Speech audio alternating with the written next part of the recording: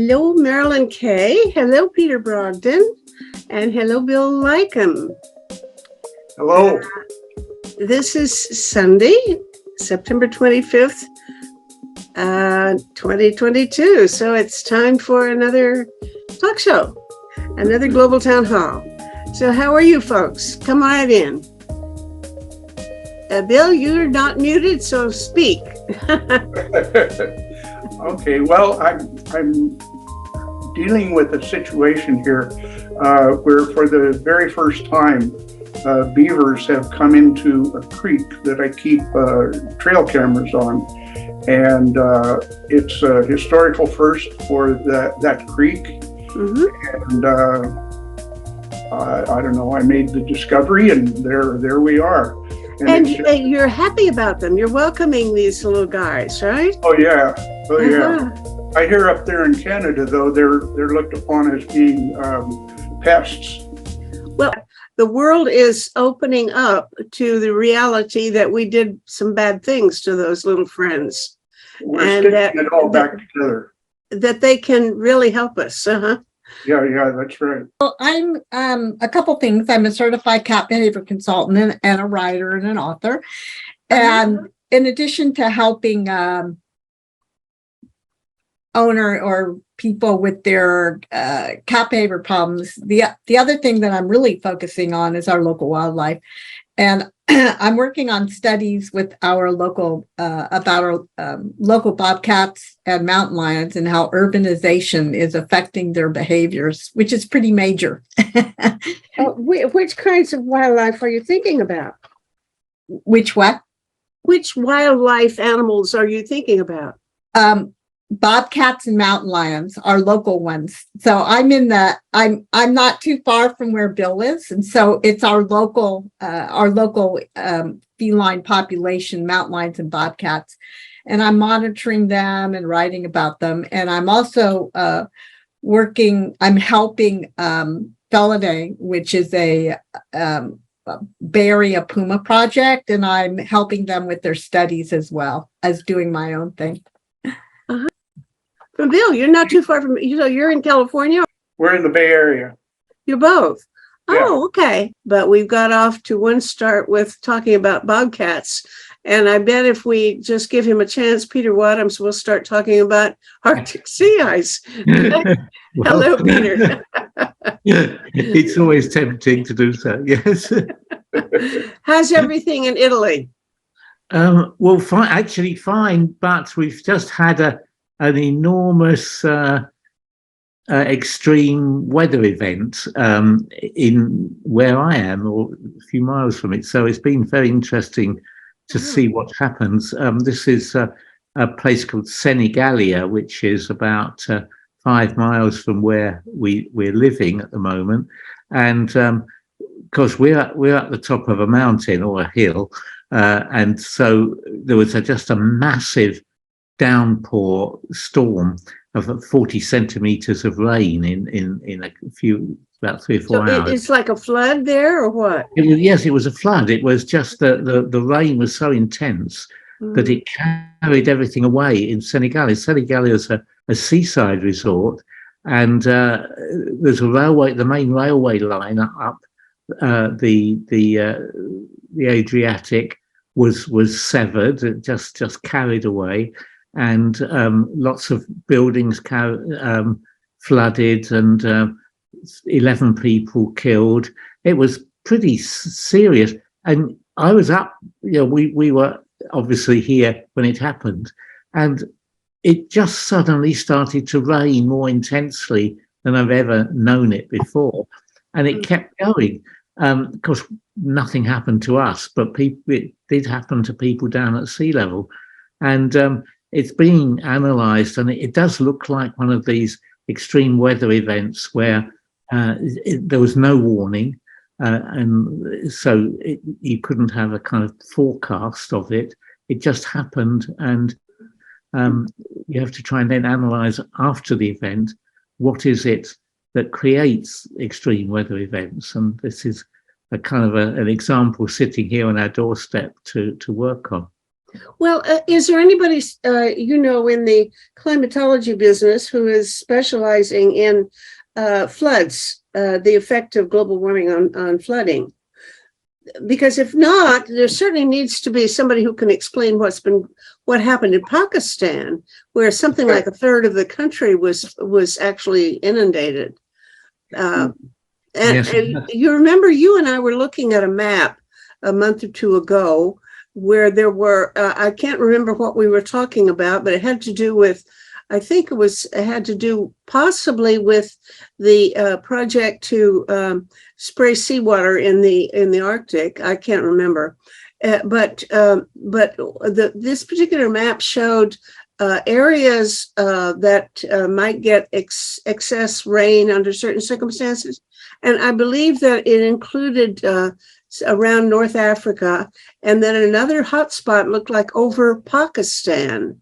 When it first happened, I thought, well, this is pretty obviously a storm surge in the Bay of Bengal, because that's the big worry and fear about flooding in Bangladesh and Pakistan is you've got a strong southerly wind and tide blowing up the Bay of Bengal. It comes to the top of the bay where it gets narrower and causes flooding, because there's certainly something that happened in my hometown in England back in 1953. But in fact, it wasn't. It was rain. It was simply rain, and massive amounts of it. So in fact, it was more like what's happened in Senegalia. And that's something I don't understand. But, well, I see that your buddy Franklin Griffiths has joined us. Hi. I think it's Franklin Griffiths. Hi, Frank. How are you? Not too bad, not too good, but I'm happy. Yeah. What's going on in your life? What's up? I'm aging and I need to look after my body, and therefore I do not look after my mind as well as I might. And therefore I don't pay attention and read the immense plethora of stuff that we should be reading. Oh. That's my answer. That's your answer. Well, I'm surprised that you think that if you did look after your mind, you could make it behave, because I can't make mine behave. No, I can handle the mind, I think. Okay, very good. Well, let's see. Charles Sauber, you're with us again today. How's everything in Vukovar, Croatia? Well, interesting, to put it mildly. By the way, greetings from Alexei Poroshenko, where I'm in contact with him. When did you talk to him last? Monday. Well, he's at the moment he's boarding a plane in Moscow going to Istanbul. If planned. Yeah, he said he was going to do something like that. Yeah. Well, when he sent me a note apologizing, saying he couldn't join us today. And that's too bad, because we really have been counting. Hello, Pia. Yeah, Pia wants to say hello to Franklin Griffiths. Hello, Pia. Hello. Nice to see you. A long time. A long time. Barging in. Great. Sorry. Scoot over, Peter, and make room for her to sit beside you. Right. There you go. Thank you. As I recall, Franklin shared an office with you two in Cambridge, right? Yes, at the Scott Polar. What a long time ago was it? What year was it? About 1990, 1990s. 94, 90 Yeah, could be somewhere that like time. that. Yeah, right. Those are the days. Frank, do you remember what you were working on? Why you? There must have been some reason for putting you in with the Wadhams, because you were looking at global warming even then, or not? I'm trying to remember. I was looking at Russia and its approach to the Arctic. Oh, yeah. And it was more Arctic studies than global warming at that time, though I was interested, of course, in paying attention, but it was keyed rather more to Russia's way of behaving in the Arctic. Well, I hear that has changed lately. A month or two, 3 months ago or more, maybe 6, everybody was trying to write reassuring articles in Peace Magazine saying you guys are trying to make trouble by talking about how much conflict there is in the Arctic. There is no conflict in the Arctic. We all get along fine, so be quiet and stop making trouble. But nowadays, they're not saying anything so reassuring. Am I correct in reading it that way, or what do you think? Is there more reason to be concerned about international relations, if you will, in the Arctic in terms of military adventures than there would have been before the invasion of Ukraine? I'd say yes, there is more, but it does not override the need for a two-track approach, which is an approach that resists behavior that is hostile and aggressive, and at the same time pursues lines of cooperation that are not only available but necessary, including on global warming, including on indigenous peoples and other matters that really must carry on, despite whatever we may feel about what Russia is doing in other areas. Mm-hmm. Two Okay. tracks. Uh-huh. Well, if you, I would always believe in trying to increase intergroup contacts, international contacts. As Some people don't, though. Well, yeah, I would, but I've heard that there are problems. Now, I tried to reach a couple of people in Russia to interview them on my talk show. Both of them were people concerned about Arctic, I think, wildlife and such things. And they both sounded shocked that I was even asking them, and pessimistic about being able to have such a contact. Because one guy told me, "Don't you know that there's a ban on contacts between Russians and Western scholars?" Mhm. And I said, no, I didn't know of any such ban, but that I certainly know there are problems getting visas. I do know people who wanted to spend their summer in Siberia who weren't, they just gave up. Now, whether they might have been able to get a visa, I'm not sure.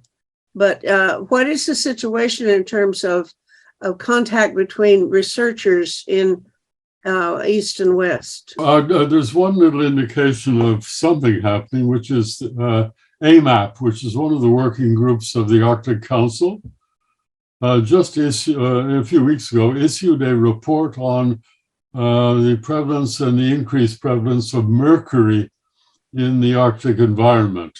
Mm-hmm. Now, for them to have done that, that means either that they somehow did it without regard for the Russians, and this was a venture endorsed by 7 of the 8 Arctic countries, or it was an Arctic initiative of the Russians alone, which I doubt. So what I'm getting at is that somehow in the Arctic Council setting, there is a possibility for all 8 Arctic countries to cooperate.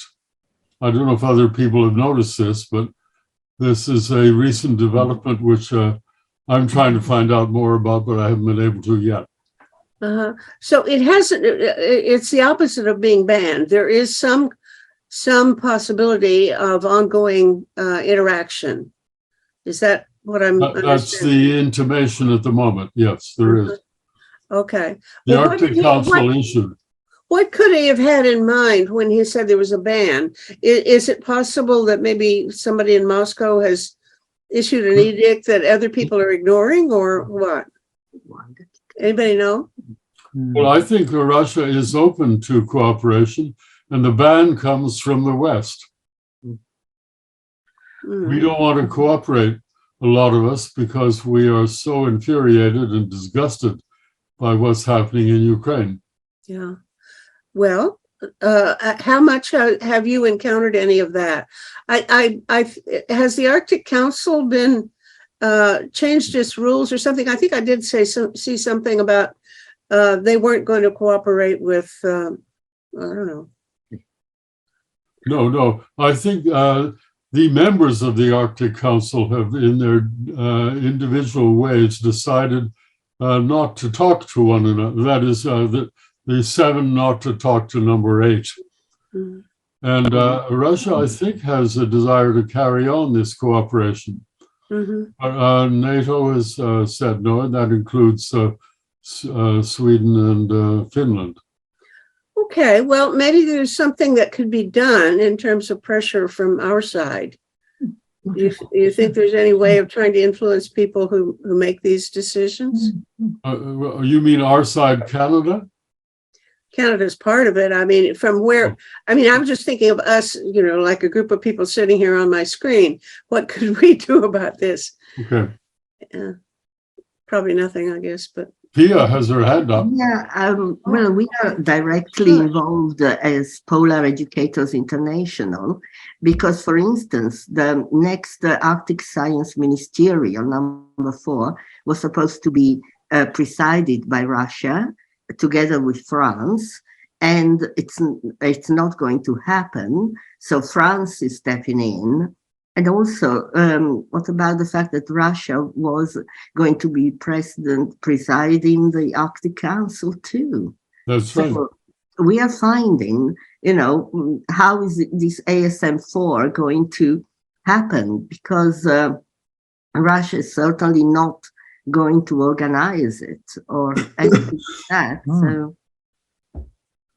Well, I think partly Russia won't organize, but I think NATO countries will not take part if Russia is trying to organize.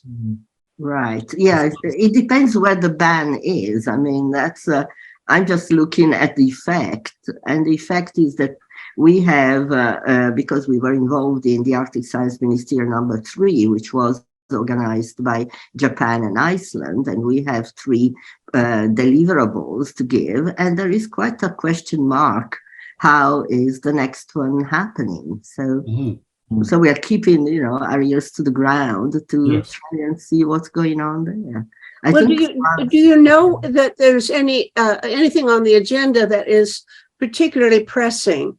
I mean, if people just get together to have a drink, that's one thing. But if there's something, the world really needs an answer to, and they're deferring their meetings, that's a different kettle of fish. What needs to be handled that might not get handled because of this? Well, I know one thing, which is something I've been working on and off with a couple of Russian colleagues for several years, which is measuring methane emissions from the Arctic. Yes. Especially the thing they've been working on, which only they have access to a ship to do it, is methane emissions from the Arctic shelves in Siberia. And this is Natalia Shakova and Oleg.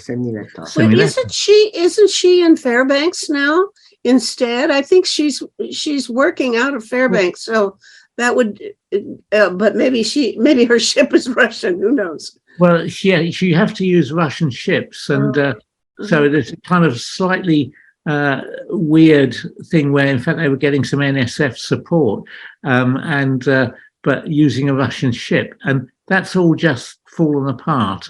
And yet what they're doing is, because they're the only people capable of doing that, the possible threat of a big methane explosion out of the methane being released from the seabed is a really real threat. It's quite a serious and immediate threat, and yet we can't. I've lost contact with them and I can't get hold of them, and somehow that's all fallen apart since this invasion happened.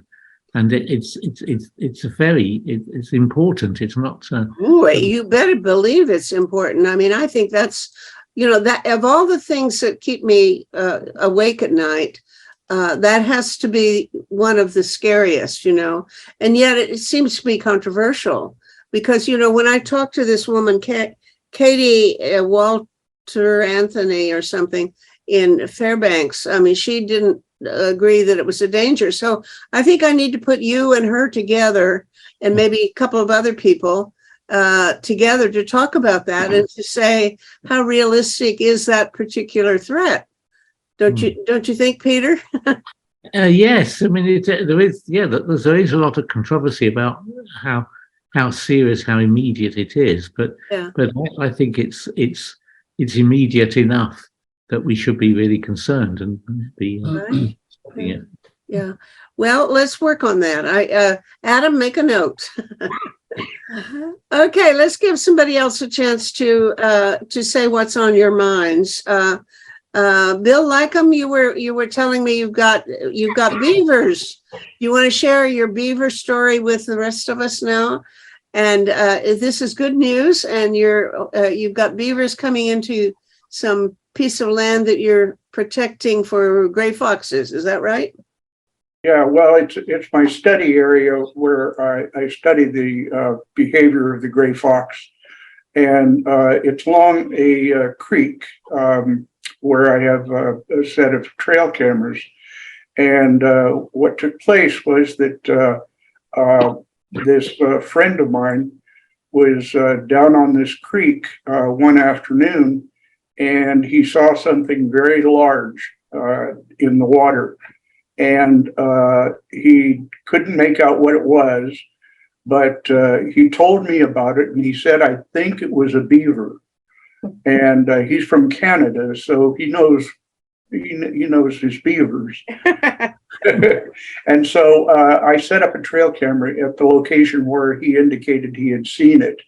And sure enough, it popped up. But not until this past Thursday did we know that there were two beavers, a male and a female, on the creek. Now, And wait so, a minute. You're in near Stanford in California? right, yeah. And now, there's just no way that beavers are going to make their way from, let's say, Canada to Stanford, California on their own. Somebody must have brought in a pair of beavers and put them down there, right? No, in it was 1980.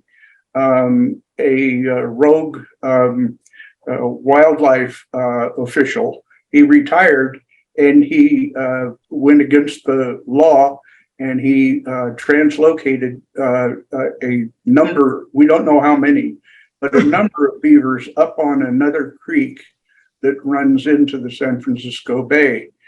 And we believe that these beavers that are now showing up on the edge of the San Francisco Bay, like in the creek that I monitor the foxes on, they're spreading out, they're dispersing, and they're taking on. They're going to eventually take on all of the watershed that comes off the two mountain ranges that are here in Silicon Valley. And so it's a first, and we don't know where it's going to lead, but we're protecting them because back in 2013, we had discovered that there were beavers in downtown San Jose, California. No kidding. Yeah, and so the very first thing that the Valley Water Company was going to do was going to shoot the beavers because they said that if the beavers build a dam, they're going to cause flooding in residential areas. And so we can't have these beavers in there. I'm afraid, since the Valley Water has been doing some work on the Matadero Creek itself, that if they get word that there are two of them in there, I'm afraid they might just get in there and trap those two and exterminate them. Okay, now I take the San Francisco Chronicle for reasons of sentiment. I think I can't get my roots torn out of the Bay Area after 50 years. So I still read things, and I believe in the Chronicle I saw that that Newsom, the governor, was promoting the idea of reestablishing colonies of beavers throughout California. That was not too long ago. So you need to sick Newsom on these guys and make sure that he's informed them that it's no longer a legal thing to do. Huh? Right. Well, we're gonna use every avenue we can in order to protect these two beavers. I want to see some little ones down there in April. Well, now if they're on the creeks, presumably they can get into the bay and scoot around and find another inlet to populate. Is that right? That's right. Yeah, there are two creeks further north from where I'm doing this study that I'm involved in. And so we expect them to go up into the San Francisco Creek. And there's another creek up further north. Marilyn may know more about this, but I expect that the whole rim of the San Francisco Bay is going to be beaverized. That's terrific. Yeah, Marilyn, what's your thought? Well, first of all, I forgot to tell you, Bill, there's a friend of mine who helps me with the feline. It goes out with me occasionally. His name is Lawrence Frank. And of course, I've been keeping him updated. He told me that in the late 60s, he was in the reservoir doing a field trip when he was a kid. He was in the reservoir up, above us in Crystal Springs, and he found the skeleton of a beaver, and that was the late 60s. So, and then also the other thing I forgot to tell you, somebody else I know, about 20 years ago, they were hiking way above, in that area, but on this side, of the Santa Cruz Mountains, and they saw a beaver dam. So I think there have been, perhaps they've been here and now finally I don't know. Hard to know, what's going on. But I thought that was interesting because we always thought that they've been completely exterminated from the area. Is that correct, Bill? Until recently. Yeah. Mm-hmm. Yeah. Well, good luck to them. We send them our hearty gratitude for showing up. And I found a book by Erica Giles, Water Will Always Win, a very good, and I am no scientist, I'm not a water expert, but from the references and the names I have been searching around what she is talking about, around the world, the hydrologists and geographers who are disrupting to a large extent or reshaping what humans have done to restore what water had wanted to do. And how things have changed, including the landscape architect who is being called the bug or the marsh architect, I think, in China, has been rehabilitating a number of marshlands in China, and that in the process, the droughts and floods and have been much mitigated, as well as increasing the ability of growing crops and having more livable lives. And it goes from Peru to China to Iraq, and it's really a global review of this very positive, very uplifting possibility. when they drain these places, then if a fire gets started in underground in the peat, it's really hard to put it out, and it goes for a very long time. They had that about 5 years ago in Russia, where, hundreds of kilometers of peat was burning. Global warming now warming up areas of the Arctic. We're going to see more of that kind of thing. I'm pretty sure. Mm-hmm. Oh. The one in Siberia as well didn't go out. It kept smouldering through the winter and then flared up again the following summer. So I'm not sure whether it's still burning, but it's these long-lived, because basically the Russians don't do anything about putting them out because there's nobody living there. Right. Oh, yeah. Well, is it what would they do anyway? You'd have to do something like divert a river to put out enough water into it to extinguish it, I gather. I heard something out of the corner of my ear, as it were, so I don't have details, but there was a reference to stilling of the wind globally.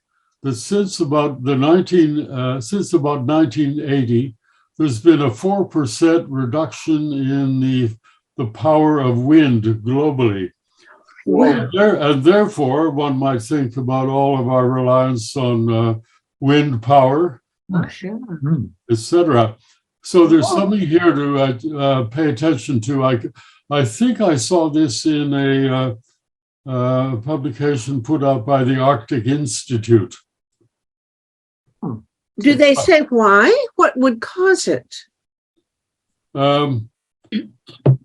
No, maybe this came fleeting by me. Maybe in a moment I'll remember what I heard more clearly. Yeah. But I think it probably is that the differentiation between polar and the rest of the world atmospheric pressures is now lessening, and therefore there's less push on the wind in some way globally, despite all we know about the fierce storms we hear. Yeah, the jet stream is not acting as it has been in the past. It's that's part of the reason why we down here are in a drought right now. Yes. The jet stream just isn't dipping down low enough to give us a storm. Northern California got some pretty good rain a couple of weeks ago, but it never got down here to Silicon Valley and the Central California area. And so we're still cooking. I wish I had Paul back with us, because he was once, he gives these shows where he talks about climatology, often with Peter Wadhams here, but he has this thing where what are these vortexes called, where the loop they make big zigzaggy kinds of wavy motions around the top of the planet, and it looked like when they were talking about polar vortexes, I believe it was that they were deepening, and that's why we would get certain kinds of storms or winter activity that would be surprising for us. It's that the average speed of the jet stream has gone down because the warming of the atmospheric the layer of atmosphere at high latitude, the polar air mass is warming up rapidly because the Arctic's warming up so fast. But the tropical air mass isn't warming up so fast, or isn't warming up much at all. So the temperature difference is going down. And with the temperature difference going down, the force driving the jet stream is also going down. So the jet stream is changing from being a tight, rapidly flowing air mass to becoming a kind of lazy-looking air mass, like a river with lots of lobes. And these lobes then allow cold air to get to places where it shouldn't be, like the hot And warm air. and warm air to get to places where that shouldn't be. So that's really what we mean by weather, extreme weather events. And in fact, that it's probably one of those things that produced this storm that caused so much damage here, that you're getting extreme warm or extreme cold temperatures in places where they shouldn't be. That's the story on the jet stream. On this question of air wind speed going up or going down, I think the going down is explained by this jet stream effect, but going up reminds me of something I heard years and years ago from the British Met Office. They were measuring wind speeds all over the world, probably because they were planning to do offshore wind generation. Yes. And they were finding that the average wind speed was going up, and they couldn't explain it. And but there was this increased average speed. They worked out that maybe it wasn't an increase in the average; it was an increase in the median or something. But they Could it be a local phenomenon and not a worldwide change? Well, it could be. I mean, they were focusing on the North Sea because that's where they wanted to put the wind systems. But I never saw a good explanation for that, and then I never heard any more about it. So it's that's just something that may or may not have been real.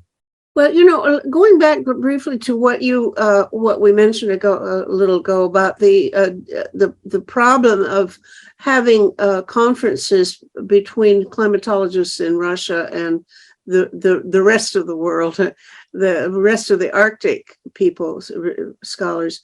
I can set up a talk show with you guys, and let's plan to invite some Russians. So you give me the names of people to contact and their phone numbers and whatever, and we'll set it up because they can't stop us so far, at least.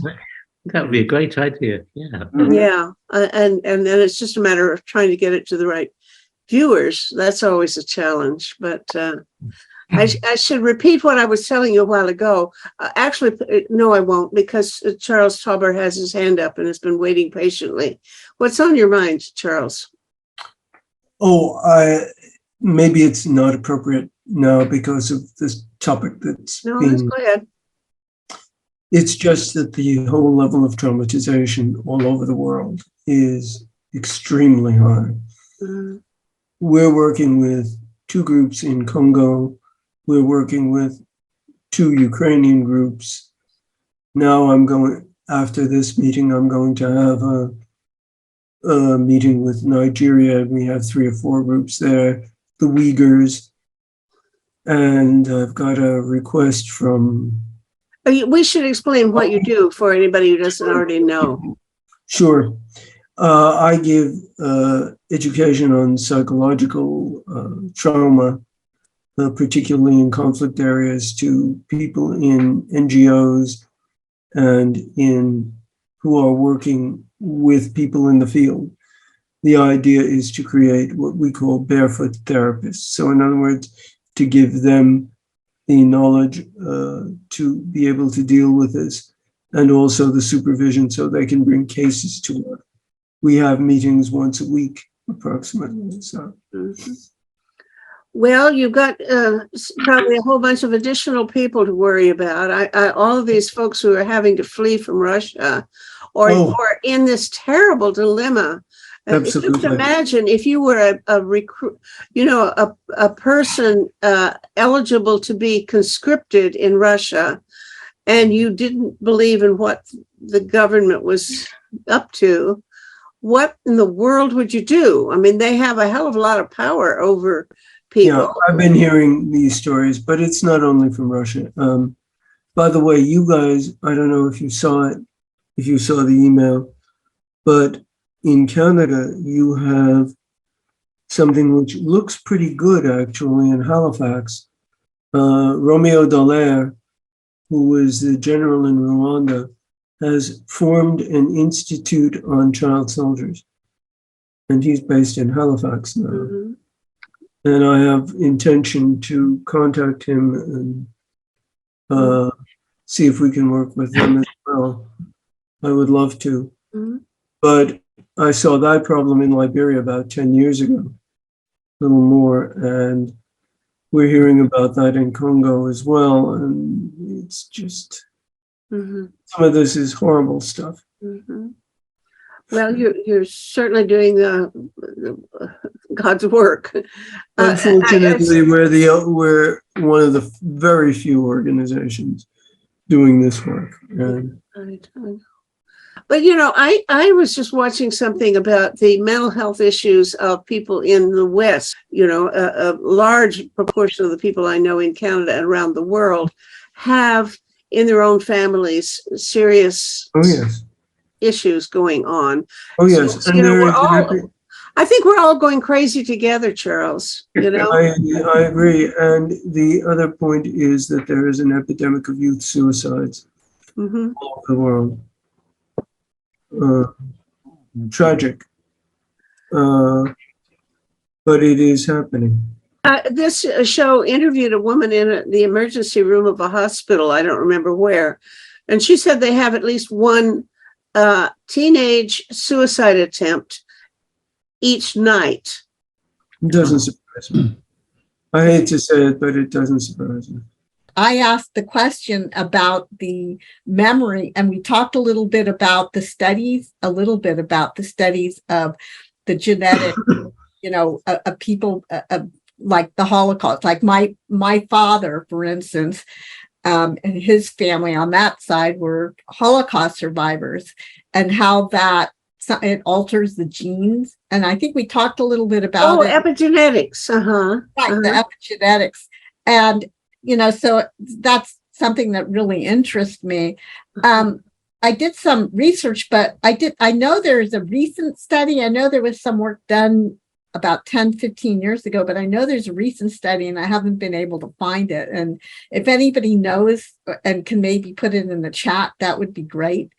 If you know where those studies are, who the author is. I know the studies that were done 15, 20 years ago, but I know there's a recent one within the last 3 or 4 years. And that's are you referring to the studies showing the ongoing effects of the Holocaust on the second generation and third generation of survivors, or specifically all trauma, not just Holocaust, but all trauma? I mean, it's not just a Holocaust thing, but I believe that the studies were specific to Holocaust survivors. But I do know from what I've heard, and I mean, even with animals, that it's all trauma too. And that those studies could actually pertain perhaps to what I'm doing and what Bill's doing as far as the epigenetics going down down those generations. So I'm looking for those studies. Let me say hello to Ed Prinslauer. I don't think we've met before, but hello. I just came in late. I'm sorry. I'm from Thunder Bay, Ontario, and I'm interested in the topic. So, what do you do, Ed? I don't think you've attended one of these before. So, I'm a retired United Church clergy. So, I'm living here in Thunder Bay, Ontario, Canada. I'm quite actively involved with the Unitarians. We attended a service this morning, which dealt with the book written by Rutger Bregman. It's called Humankind. And it shows an other side of the usually negative way of looking at ourselves. The humankind with an emphasis on kind. You mean to say we have some good qualities, you and I? There are more people who are good than there are people who are bad. That's right. And I think we should start with that idea. And maybe when we are meeting others, maybe that should be our attitude rather than immediately become suspicious and negative.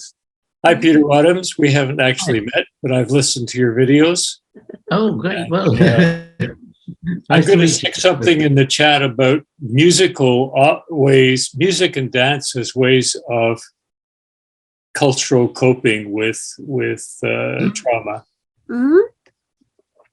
Tell us about it. Well, it's hard to tell you all the different things because there's about 1,000 different ways of doing it. And I'm just going to stick in some references that I've collected over the last year or so. Well, are you suggesting that if we feel particularly stressed on a certain day, we should all go dancing? Well, it wouldn't be a bad idea. I've got an idea or two here, which come from a woman who I know quite well. She's a lawyer here in Toronto. She's also a musician and a performer. And she's written a book which has to do with negotiation. And her proposal is that, her statement is that far too much negotiation is based on an adversarial framework, a way of looking at relationships and how to deal with our problems through adversarial negotiation. She's proposing instead a musical ensemble approach, and to learn from how it is that musicians must act to put together a really good performance, and to apply these techniques, which can be applied at a local level, somehow work them up in scale so that they are able to help people who are individualistic and ready to be adversarial to start working together for a better product. And it's music that is the solution, which is, I think, what we were just talking about. Mm. Well, okay. I just had an image of, when you talk about adversarial relations, of course, I guess the British Parliament, it kind of consolidated that approach by making the two sides of the Parliament, they sit on opposite sides. And I was thinking, maybe what we should do is instead make everything circular. So the seats go around in a circle, and then you mix them up. You have to sit beside somebody from your other party instead. You think that would make a difference? I think it works. I mean, the Scottish Parliament is like that. Is that right? Yes. Round, and people are encouraged, therefore, to actually talk to each other or like each other, whereas the British Parliament is a hopelessly hellish adversarial outfit, which is bringing the country down to rack and ruin. Uh-huh. Ours is the same. And you could also organize a great square dance in this circular. Yeah. Oh, Scottish, you could really do some Scottish dancing. I think that's a wonderful idea. Okay. I had a friend, I had my chessboard set up, and a friend came to see me, and she didn't like the layout. So she took them and made them into chess pieces into a circle all around the board. I don't know what kind of game you could play with chess set up that way, but we could maybe invent something. So who else now has joined us? Ed, maybe you want to tell us a little bit more about it. You're a United Church? No, Unitarian. Which is it? It's Unitarian, indeed. Okay. It is a group of people, they come together, and that could mean that people have leanings to Buddhism, to Hinduism, to Christianity, to humanism, to atheism. As a matter of fact, we still find a very workable small group of people who gather on the Sundays, and they're enjoying each other's presence and making presentations that make our head at least alive. Oh, is it organized like the Quakers, where you, if you feel the spirit moving you, you speak up, or how do you run your worship services? In our worship service, we do have a presenter. So the last presenter, for example, was on awe. Awe. How do we look at life? All right. And where does that come from? And so that can lead to a rather interesting discussion. Where do we can experience awe? And where and what does it do to us? I think usually it comes to gratefulness and thankfulness for even the opportunity of they have the consciousness of being able to have experiences. You know, when I haven't gone to church in a long time because I don't move around too well anymore, but I would go, I would say the reason I would go to church when I did was for about 1 or 2 seconds each time when something would come over me and I'd feel a little shiver. It's sort of like a shiver of awe. I think the word is awe for it. And it certainly was a religious moment. But it had something to do with the liturgy because I couldn't do it by myself sitting here in my bedroom. So I think I know what you're talking about. It's an important thing. And it'll be interesting to see how many of us have had such an experience within the last month. Has anything touched you so much that you felt that awe or something similar to a strong emotional response in the last month or two, or even if you can't think of this month, we'll win. I did.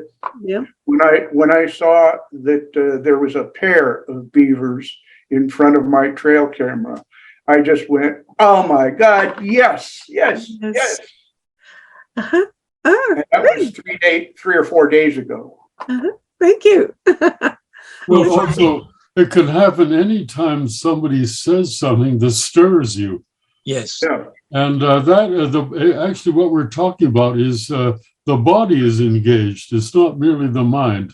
And this is a more profound or stronger experience than when just the head is at work, the heart is at work here. Right. Yeah. Could you ask the question for yourself? Yeah. Being aware of being aware, where does that come from? Aware of being aware. Because we're talking about it, that's how it comes. What functions over here? When I look at my hands, for example, yeah, and I become all of a sudden aware of who I am. I have a voice. I can speak to you. You were able to pick that up somehow and give that meaning. It is an absolute mystery. Well, you know, I've heard people in Eastern religions really say that that's the thing you want to cultivate. That when you're trying to meditate, what you're really trying to do is exactly that consciousness of being conscious. Or right. Isn't that what mindfulness is supposed to be? You're aware of whatever it is that you're aware. You're aware that you're aware of something. Yes. And where your attention is going. There's an awareness of self, which for me is even a physical experience. Mm-hmm. I have a name. I am. Yeah, Marilyn. Thank you. This is a long time ago, and this must have been in the 70s, okay? And I was with my mom, and I'm not Christian, and I'm not Catholic, and we were in Assisi, and there was, you know, chants and stuff. I mean, it was really a beautiful location. It was absolutely gorgeous experience. But my mom and I went down below into the tombs, and there were very few people there. And we talked about it later. It was an independent thing. We could hear the music or the chanting above us, so we could hear the sound, the pattern of the sound. But we felt something that I've never felt before. It was almost like a reverence and awe. It was unbelievable. I've never felt anything like that before. Yeah. And we were like, well, with that, you know, what were we feeling? Because again, we're not Christian, but I mean, we believe. Oh, it's nothing to do with it.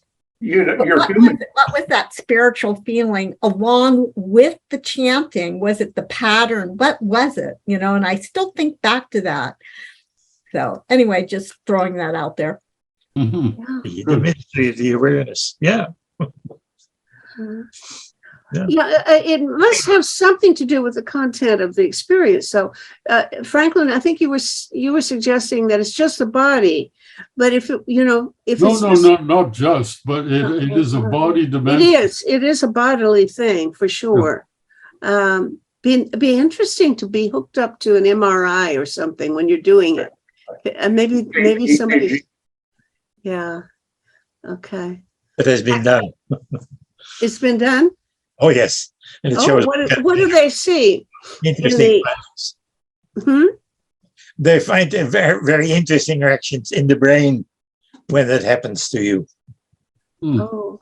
But why? I mean, we both experienced it. I mean, it was almost like the whole air, everything was penetrated. We could feel it. We just stood there and we could feel it and hear, it just all encompassing experience. Yeah. And it's not a ceasing. That's the mystery of it all. There is so much mystery. I've been watching a lot because I'm going to die sometime, not as far in the future as I would like, but I've been interested in watching shows about near-death experiences.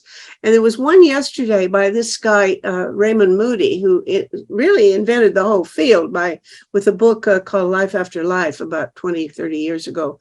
And his current research has to do with shared near-death experiences, and it got him started because his mother was dying, and the whole family was around her body as she was dying.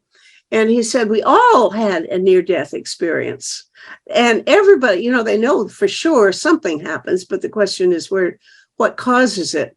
And he said everybody experienced something.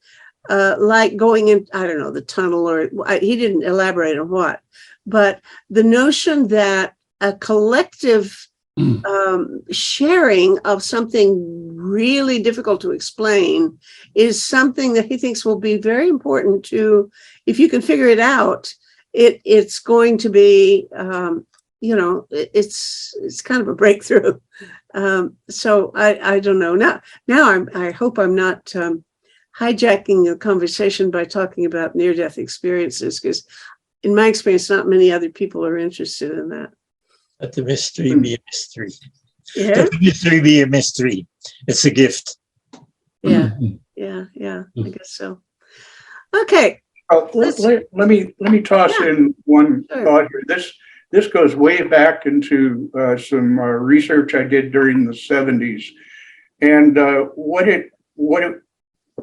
what was discovered at MIT, was that the planet Earth resonates at 7 cycles per second. Okay, now if you go into a meditative state, you can go into synchronizing your body with the planet Earth. Yes. Okay, and so that has, I don't know what else to say about that. What does it mean to say that it resonates at 7 cycles? I don't understand what that would be. Well, you have a set of brain waves, that are alpha brain waves, which are slow brain waves. Oh, wait a minute. Alpha is your normal. Okay. I'm reaching way back. Yeah. I think it's delta that was supposed to be hot diggity. You get to delta and you've really got something. Yeah. So you can go into slower and slower and slower.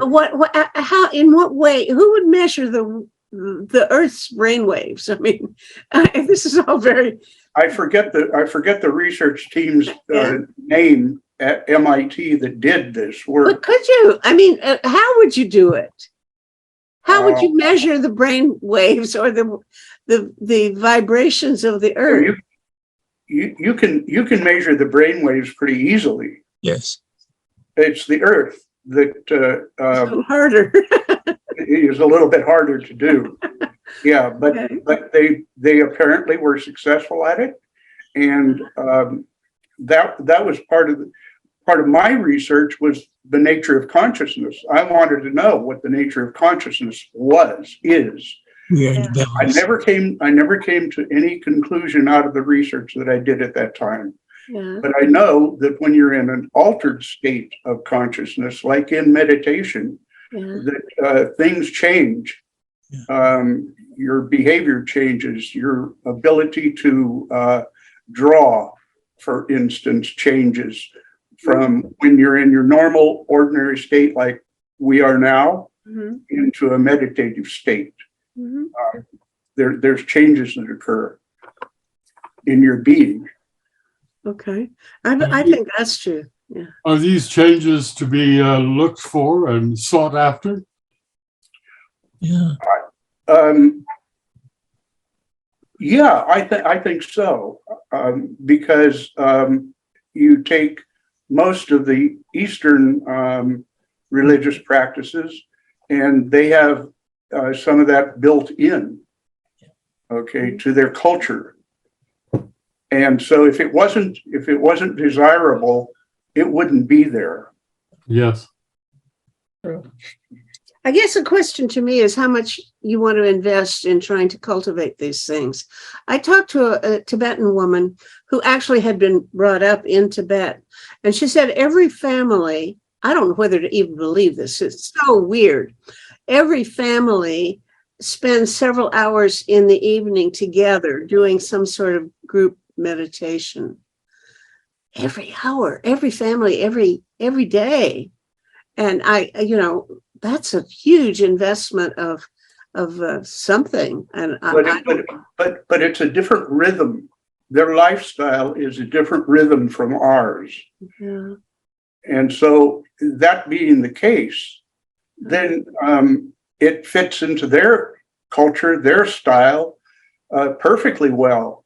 Whereas we live here in this Western world at a fast pace here, there, everywhere. Yes. We don't slow down. Yeah. We shouldn't forget that we are part of the whole. We are not as uniquely as me. It is part of everything that is. And I think what you were talking about might consider to be the moment when we are in balance with the rest of that is. That's a good point. And Well, I really we've certainly- feel Sorry, who spoke? I was starting to just go along with what Ed just said, because I really feel that I was raised as a Catholic and very monotheistic and very straitjacketed in Italy, and I feel that the more I am attuned to what is around me, and maybe it is animistic and maybe it is pantheistic, maybe it doesn't matter to me. Yesterday I was walking along the Humber, Meta, that's very close to you as well, and there was an enormous weeping willow, and it had a very, very gnarled and different type of it was not a nice fine tree. It was a tormented tree, and I just was so that shiver you were talking about, Meta. It was just an immediate sense of the spirit of what we were talking about, the pandemics of suicides and the spiritual dryness. It's because we have lost that ability to be one with everything. So we are talking about the human race, and Ed, you are talking about all of the different religious grouping, etc.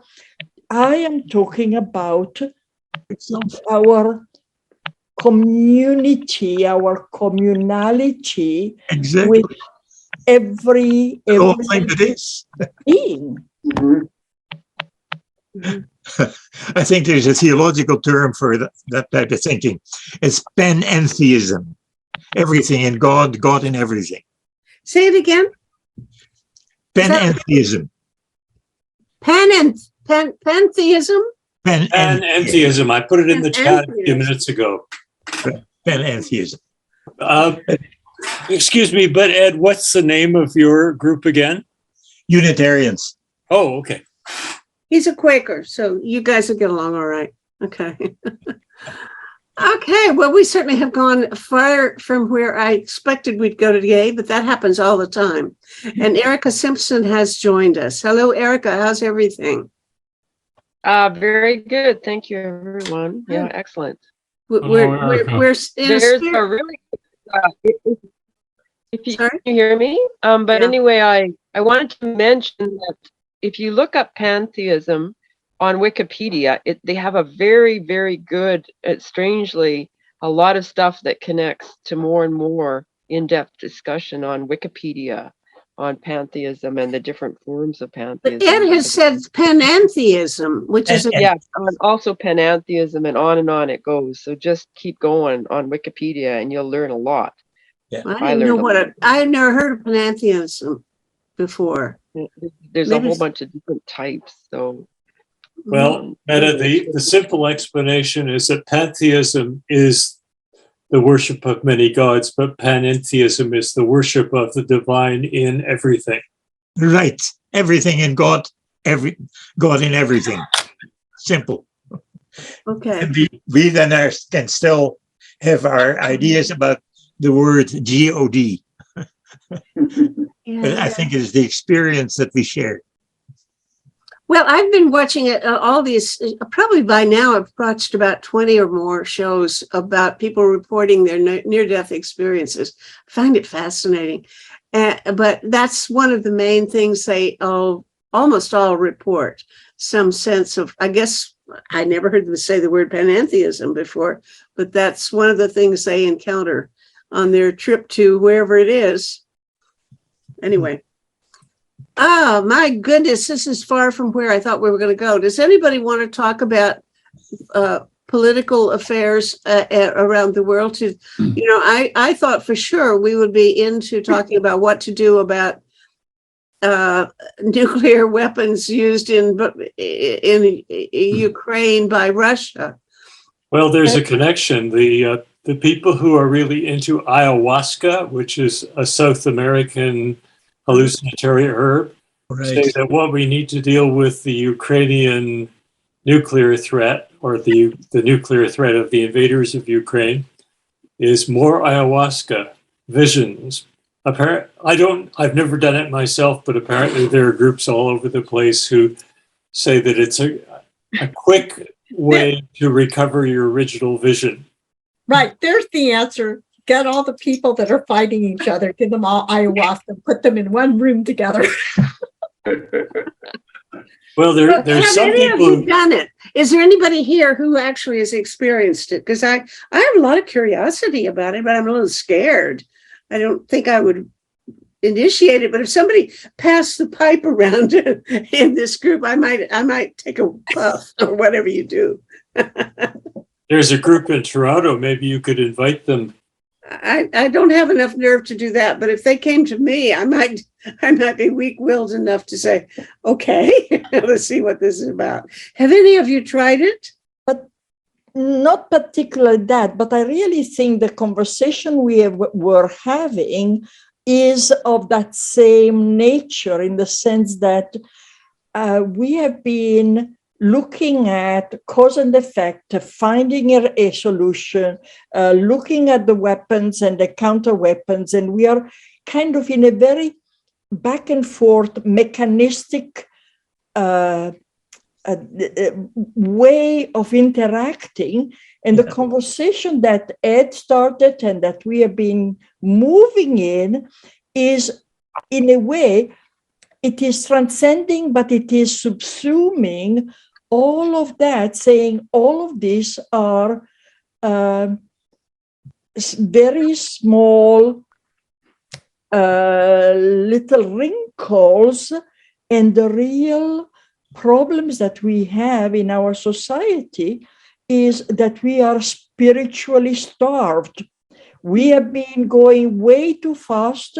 We haven't taken time to check who we are, taking the 2 or 3 hours of meditation or whatever. And for instance, we're talking about water before, and the slow water and the slow recuperation of the bugs and the slow food, the slow is kind of coming back to a fundamental sanity. And I think as long as we are talking about weapon and who has a supremacy and who started what and where do we go with it and that kind of thing, we are going in circle and just chasing our tail. I think you're right. Yeah. Yes. Yeah, it seems consensus about that. Now, where do we go from here? Can I make a little parallel here? Yeah. In certain quarters south of the border, people are saying the way to deal with violence is to give assault guns to 6-year-olds. And I think in terms of our political thinking, a lot of people, and myself included way back when, used to think that the answer to threats of force is even more overwhelming force. Well, I think we've all seen where that leads. Exactly. And revolutionists sometimes prove this because every revolution ends up devouring its children. The use of force actually leads to often even worse results than the injustices that it was meant to solve. So I'm with Bruno on this. I don't think we have easy answers, and there are literally thousands of ways of recovering our vision or recovering a vision. We have to recover the vision as to who we are, we think we are. And I think that the whole thing that we see being played out is people are acting on the wrong premise. It's power.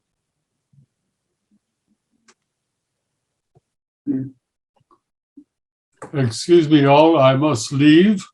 It's a really good talk, and I think this theme should not be abandoned.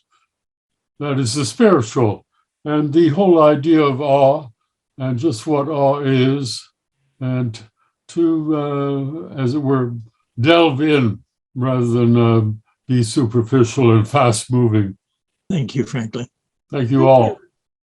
All right. See you again, Frank. Yep. Good. See you again. Bye. Bye. Okay, so he has set the agenda for us. We're not going to change the subject away from this. We're going to work it through today. Spirituality, folks. What's your handle on it? I think gratitude and openness might be a good beginning, and then you go on from there.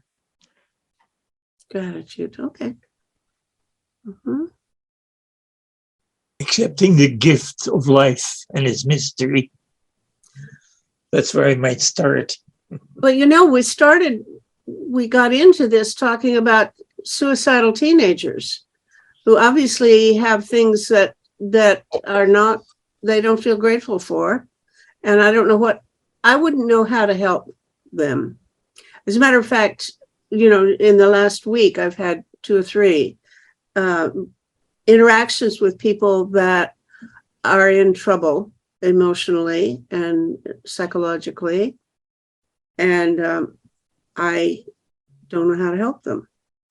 And so where do we go with spirituality in that kind of context?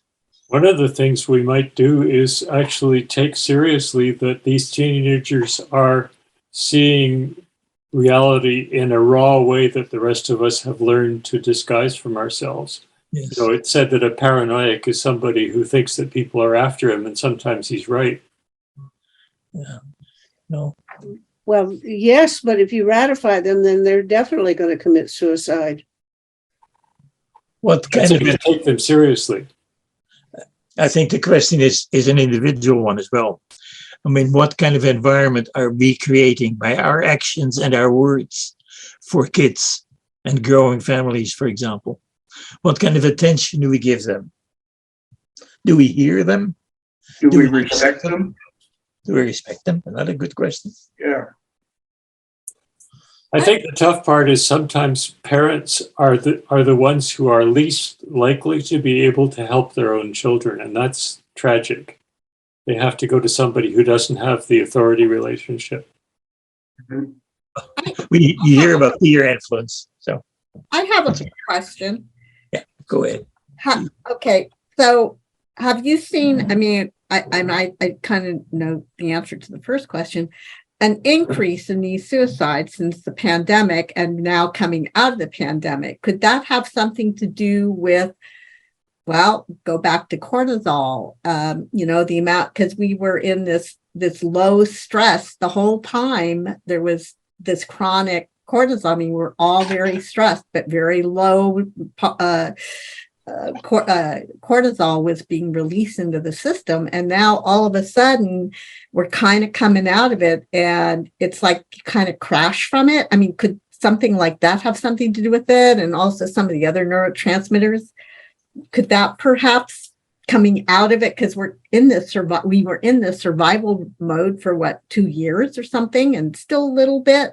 So there's still the unknown. So just kind of curious on that. Well, do you think we're less stressed today than we were 2 weeks ago? I'm more stressed. I'm more scared to death that now there's going to be war. We're talking again about cortisol because now, I mean, yeah, but you were saying as your cortisol goes down, you might have a change. Well, but cortisol is not going down for the world in general, or maybe teenagers either.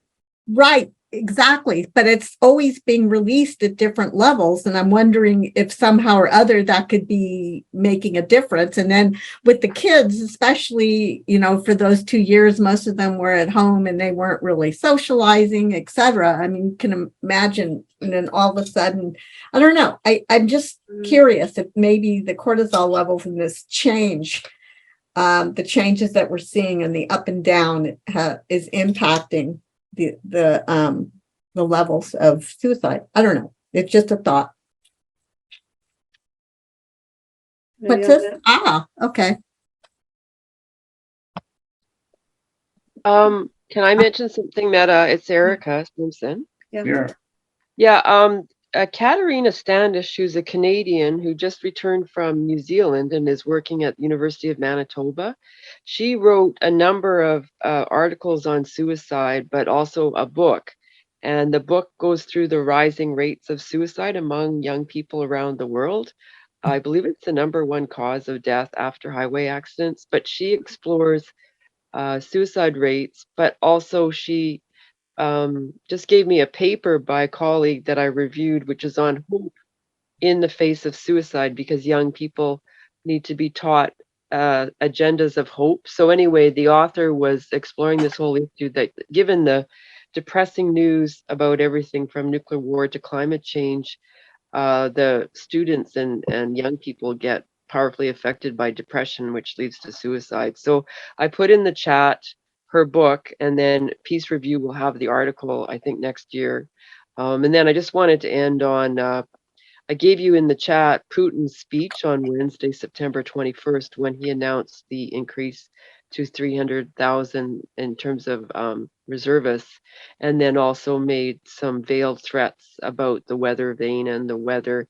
And I found it very interesting that the Russian translation by the Russian government confused the word weather vane with weather rose.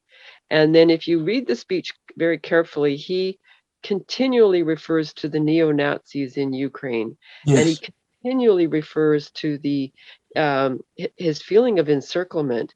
He continually talks about how NATO and the United States have better weapons and are encircling Russia, and he's protecting the motherland, and so on. And so when you read the speech, it's very different from the media reportage, which is focusing on the threat. when you read the threats that he made in the context of his speech, I get this impression that he's depressed and he's paranoid and that he feels encircled and embattled. And so how do you deal with a cornered person like that, who obviously has a lot of emotions? So read the speech. He mentions neo-Nazis almost, I think, 8 times. So it's like he's fighting World War II again. He's repeating World War II and all of that endeavor. So I just thought the speech was fascinating, and I sent it to quite a few people in the US who didn't bother to read it. They just said, oh, it's Russian propaganda, and so on. They didn't read it. So that kind of made me think, here in Canada, we need to, too bad Franklin Griffiths, who's a Russian specialist, is gone now, and I had to come on late. Well, But what I is, just wonder what Franklin and other Russian specialists what are they thinking about Putin's state of mind? And is it maybe suicidal? I don't know. Thank you for the opportunity to speak. well, the I've read trauma, it. the I've trauma, read the article myself. I mean, the speech several times. I recommend that people read it too. I'm sorry, Ed. Go ahead.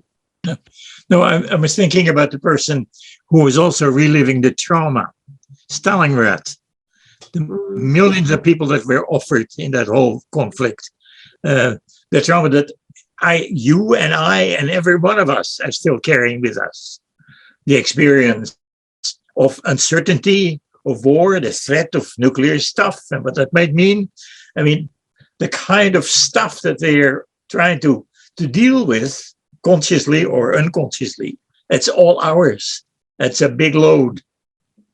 And he's from St. Petersburg, and that was, they were encircled and starved to death, 1 million of them or so, just awful. Well, Stalingrad, of course, is the big one that turned their whole thing around. That was the big thing. Anyway. Or the Siege of Leningrad. Another one, yeah. I mean, I'm 93, so I have a bit of a history too. I lived in Holland during the war. I came to Canada in 53. And it was not because I was fed up with Europe. It was just the economic opportunity that seemed to be offered in Canada that made me go there. And I'm glad I did. I'm happy with the situation. By the way, you may be part of the sample that Marilyn will be looking for, because I believe that some of the research on epigenetics, I remember, had to do with the effect on subsequent generations of people who survived famine in military imposed famine in the Netherlands, if I'm not mistaken. 44, 45 was the worst time. And apparently there are biological changes that can be measured in the offspring and even the second, the grandchildren of people who were starved. Right. May I make a contribution here? In September of 44, we were living in Holland and a very bad situation. Hunger was there. Of course, there was the intoleration of anybody who had an idea that was different from the Nazis. Then the start of the story that the Allies had broken through and across the rivers. That was believed. And so the whole resistance movement came out in open, took over the station, took over the police station even, the telephone station, all of that. And then we found out that it was a hoax. Mm-hmm. And that was where the hunger winter started, in the beginning of September. And the Germans, of course, reacted in the most violent way, because now the underground or the resistance people were known. They had come off, they had taken over these various places. They were seen, they had names now, they had faces. And so the executions that took place right around where I lived was part of my history too. I hadn't heard that connection. Mm-hmm. Well, Well, I was going to mention that my mother also was Latvian, but she was a refugee twice, fleeing from Hitler or from Russia back into Germany and so on and so on. And she lost everything, and she had a terrible, terrible childhood. No food. She never saw an orange till she was 11. They lived on nuts. So, I mean, I grew up with a traumatized mother who moved to Canada when she was 19 and married the first man that she could find on the boat the first day she saw him. And so, of course, a very bad marriage and so on. But what I wanted to say is that it's not just the second generation, but I've been very cautious with my children too, that they don't have to relive my mother's ongoing 85-year-old trauma, which includes incredibly bad dreams and vindictiveness and phone calls that she doesn't remember she made, and so on and so on. So I wanted to just mention that yesterday, one of my former PhD students visited my class. He was airlifted out of Afghanistan. And in front of the class, he admitted to crying and phoning me and having PTSD. The class was absolute. I mean, 100 people just sat there and went, wow, this guy is falling apart on the stage in front of us from PTSD from Afghanistan. And so I received, I mean, what I'm trying to say is the trauma continues and it goes on and on and on because of war. And that's why we're all here, because we understand that we need to oppose militarism and war. That's why we're here. With the colonies and the residential schools and the indigenous people, there's a whole basket there full of terrible misery, and we live in it. There are actually groups. I'm not a member of one myself, but I know people who are. But these groups are for the children of Holocaust survivors, and from what I've read and what I've heard, one of the ongoing themes is anxiety and stress that the kids, including me, experience. You know, we're more anxious, we're more stressed, a little bit more sensitive. And this is something from what I've read and what I've, again, from my friend who's in this, actually, he's in a group in South Africa. And this is something he has said that seems to be, I mean, what might be a theme that comes down also. I don't know, but I just sharing. I may have something to contribute too, because when I lived in Edmonton, I interviewed a lot of refugees. And before that, when I lived in Halifax, I spent 2 years going around talking to fishermen, some of whom had seen their friends killed by falling equipment in storms at sea.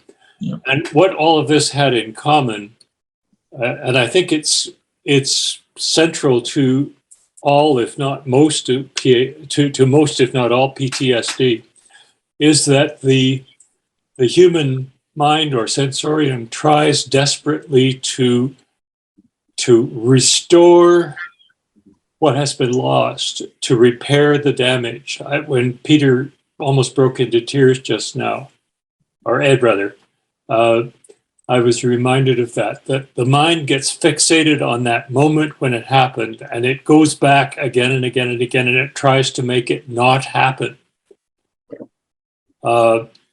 Which could, it's a sign of the mind trying to repair itself, but it also means that you're stuck in that endless, terrible nightmare moment. And getting unstuck is not easy and not simple. It can be done. Some people have done it. Mm-hmm. As Marilyn just said, sometimes it takes another generation. I remember a psychiatrist in Winnipeg who found out there had been incest in her family for generations, and who said to me, I'm going to break this chain. I'm going to break this chain of transmission. I would like to share the story of my father. I was born and raised in Italy before the Second World War. My father had not the wherewithal not to go to the Mussolini African campaigns.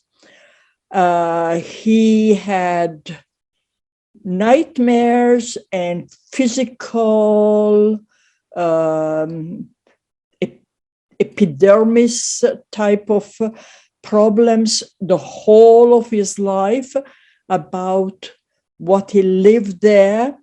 And he would, as an adult, strong Italian, somewhat macho man, cry, thinking, what did we have to go to somebody else's country when women, children, old people were running away afraid in front of us with their little possession over. And that was, and I am feeling that emotion as I am talking about it. Go again. And it was my father enduring fear and regrets. And when there was the Yugoslavia bombing, and he was reliving all of that and talking about all of that with us. And that is where is peace, encouraging me and encouraging us to talk gently to each other, to be friends, not to have any enemies. There is no any one person who has a bad will against you if you can smile. And certainly a lot of what the Japanese call forest therapy, going in the mountains, going into into nature, and just walk there and live that, so that unity with the wider world. My father gave me the trauma and the cure in a way, and I really feel we need to make sure we pass it on to the future generation. We must stop this. He said, she said, they did, they start, and we have to totally delegitimize war. I mean, there is still slavery, there is still a lot of, but slavery is not legitimate anymore. At the moment, war is still legitimate. We may not be at peace and having kumbaya, and which is a stupid way of talking about it, but we need to make war non-legitimate, not allowable.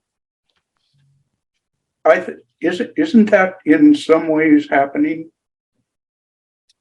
No. No? Look at the amount of armament and the expenditures in the military and the glorification of the military. It is happening if we the people start stopping to pay for it and stopping to allow it. Mm-hmm. But if we don't, it is continuing because it has too much power, too much ego, too much money, Well, look, if we concentrate on preventing aggression, and I think that's the problem, because if you are, let's say, a person in Ukraine who's been attacked by the aggressor, then what do? Do we want to say you shouldn't defend yourself? Or do we want to give them some weapons to defend themselves with? I think that's an honest question. They really have been attacked. So the question is, to my mind, how do we institutionalize a system for preventing aggression while it's going on by having some method of interrupting it before, when Putin's tanks and so on were around the periphery of Ukraine waiting. They were there several weeks, and everybody could see what was likely to happen. So something should have been done at that time to say you can't do it. Or the minute they cross the border, something should have been done to stop it. And I don't see how you can say to the Ukrainians, well, don't do anything, just put down your weapons and let them. I mean, yes, at that point, I did actually say you have a very bad chance of succeeding. You might as well let them come in and do nonviolent resistance while they're in, and say we won't cooperate with you. That might have been a solution, but you have to be able. You can't just tell people, I think, don't fight unless you have some alternative proposal for them that has a possibility of being helpful. To me, we keep on doing post factum analysis. What do you do with Hitler? Well, what did we do in Versailles Treaty? So what do you do with Putin? Now, what did we do with NATO after So the point is that we have hundreds of military schools. We have very few, and Meta, you were one of the stars starting a peace study, but how do we go upstream and look at what kind of ways are there to prevent war? When there is a gesture like expansion of NATO and things of that kind, who is there to ring a bell rather than saying, let's go to it? So let's stop looking at what do you do if you have a fist in your face, but rather saying, what kind of tools, what kind of skills have we given each other way before the fist in your face? But you can't undo that. It's exactly the only time you have is right now. This is the moment, or when you have the fist coming at you, is the moment you have to decide what to do. Here's a fast fist aiming, swinging right at my face. What do I do now? You can't undo it. What caused him? Maybe not. Standing around thinking about why did he do it, or what was happened to his great grandfather that predisposed him to have such bad temper is not exactly helpful. Right now, what we need to think of is the current time, but at least the future. We need to set up institutions so that we can say, when there's somebody about to attack another person, we've got a mechanism for interrupting it at that moment. Absolutely. And that needs to be a new international order, new changes in the United Nations, so that we have actual means of enforcing international law. We have peacekeepers. We have the United Nations. And so there are still some problems. But that's the point. It doesn't work. We need to fix it. It's broken. I think it is up to you and me and everybody else to have a totally different kind of mindset that puts the people into power who live for power. We need to have the people who are seeing the things in a very different kind of scheme, rather than their own selfish desires.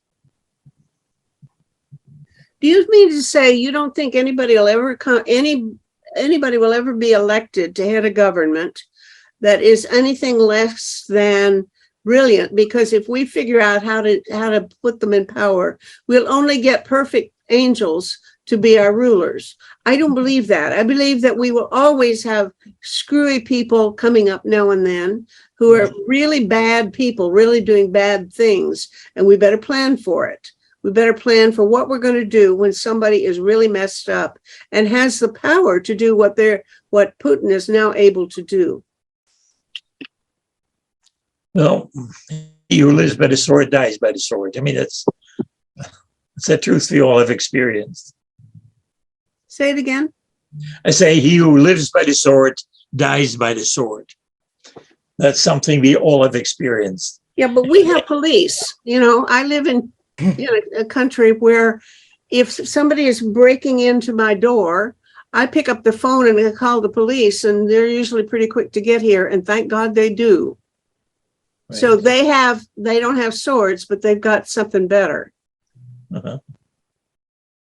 They can arrest him. Nobody can arrest Putin until we have a way of saying inside Russia, somebody in his cabinet or somebody has to be able to empowered to arrest this man and take him away, and then put somebody in who'll work, who'll be able to follow international law. Then we're going to be in bad trouble. We have to have. I mean, we really need law, and we need law enforcement. We thought that too on January the 6th, didn't we? That's the point. They didn't show up. There was no law enforcement. That's the problem. That's right. And really, to me, it's a long, slow, but it is of a different nature, a different. If you want to make a cake, you don't use very heavy, gluten-free flour, because you want something that brings. And here we are wanting to make peace and thinking about the ways that we have always governed and making strictures rather than going to another realms to look at other raw materials, rather other ways of thinking and viewing. And it is not an answer for tomorrow's Russia, Ukraine problem. But then when we look at US, do we have a great example there? What did US do around the world? What have we done in Somalia? We, the peaceful Canadian, I don't think there is in a real good history of the way things are, and we have to change the basic ingredients of what we are doing. I'm sorry, I should be. No, you're right. No, you're right. Yeah. It's got to be a paradigm shift. Absolutely. That's it. Yeah. Yeah. So we're going to change human nature. Well, we have 5 minutes in which to change human nature. Meta, I don't think that there is one unified human nature. I think so it's not about, I think it's a matter. But I also don't think that I'm in a very good position to change any part of human nature. I can't even, I told you, I've had 3 people this week who've called to me in distress, who are psychologically messed up, and I couldn't do a thing for any of them. The hardest thing in the world would be to do therapy. I hate to say that Charles Tauber's project is almost hopeless, but I think the hardest task in the world is to try to actually change somebody else in their emotional status. So I can't do that. And I have very little hope that we're going to change human nature. But I do have some hope that we can change the Charter of the United Nations. And that's what I'm working on. I have a lot of hope. I think the January 6th riots on Capitol Hill demonstrated the power of the police force. So despite the shock, the president egging them on, despite thousands of people climbing the buildings, the police came in, they arrested thousands of protesters who are going to court. Many of them are going to serve years upon years. The entire legal system in the United States is taking Trump to court. He probably will never run for president. We'll have Ron DeSantis instead. And so I'm actually optimistic about domestic international law at the international level. Yes, the UN Security Council has failed, but Zelensky is saying, let's kick Russia out. People know there's problems with the UN, with the P5. And so, if we look at this a bit more positively, in Russia, people are breaking their arms so that they don't serve, that they don't get mobilized. The people in the far villages are protesting and saying, why should we go serve Russia? There could be a revolution. So we don't know. We're kind of in the middle of the game right now, but I'm actually pretty optimistic that humankind is actually improving and that we're moving toward. I think of suicide, we've had suicides in my department. What did we do? We have put millions of dollars across the country into suicide prevention at the university level. If there is any problem, I can turn to a trauma psychiatrist in seconds. I'm not going to deal with the meta, but all I'm saying is that we're pouring a lot of money into solving the problem. And maybe it's not solvable. Maybe there are just people who genetically are depressed and will always be suicidal, and there's nothing we can do about them except for to take the weapons away from them and make sure that they don't get access to guns and that they are prevented from doing that. But just to end, because we're getting close to the end, I'm very optimistic, maybe because I'm surrounded by young people, that things are going to get a lot better and have since Versailles, since the Treaty of Versailles. I agree with you. So you think because you're surrounded by young people, that's you're more optimistic. You think that the young people are going to be better off? We always have definitely. Okay. Yeah. So there's hope for an evolutionary process that will go into the right direction instead of the other one. Although sometimes the desire on the people, especially after this COVID, was to get back to where we were, which is not where we ought to be. Yeah. Anybody else? Because we are at the moment where I have to say goodbye to everybody and come back next time. But if you have any final thoughts, we're at a very important point in the conversation, but I don't know where to go from here. Yes. I was hoping that Alexei would be here because I want to hear his viewpoint. And if he has left Russia, I hope he picks up next month and comes in and tells us what went on. Yes, I'm very hopeful too. He is supposed to be boarding a plane for Istanbul at the time that we start our show. Exactly. It was going to be 9 o'clock or something his time. So he by now may be in Istanbul, and he sent his apologies that he couldn't be with us. It would have been a different conversation, I imagine, if we had talked about what's going on with people like him, people who, many of these, there's even opposition among people in Europe saying if these folks didn't actually protest while they were in Russia, but they want out, they're not helping us. So there are people who don't even welcome these guys who are fleeing from the country. I think, I have all kinds of feelings for everybody who's caught in that horrible predicament, because it's really hard for me to see how they could, Erica just said people are breaking their arms so they don't get drafted. That's what do you say? Good for you. I mean, I don't know what to say, Anyway, that might be what you have to do, if you stay in Russia and you're the age to be recruited.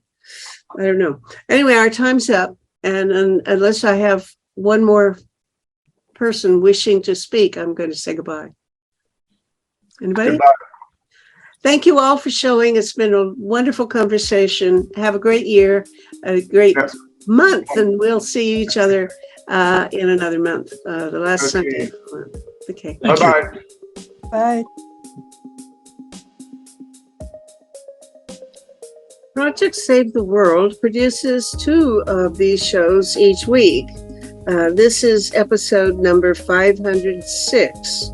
You can watch or listen to them as audio podcasts on our website, tosavetheworld.ca. people share information there also about 6 global issues. To find a particular talk show, enter its title or episode number in the search bar, or the name of one of the guest speakers. Project Save the World also produces a quarterly online publication, Peace Magazine. You can subscribe for $20 Canadian per year.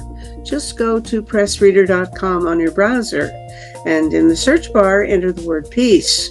You'll see buttons to click to subscribe.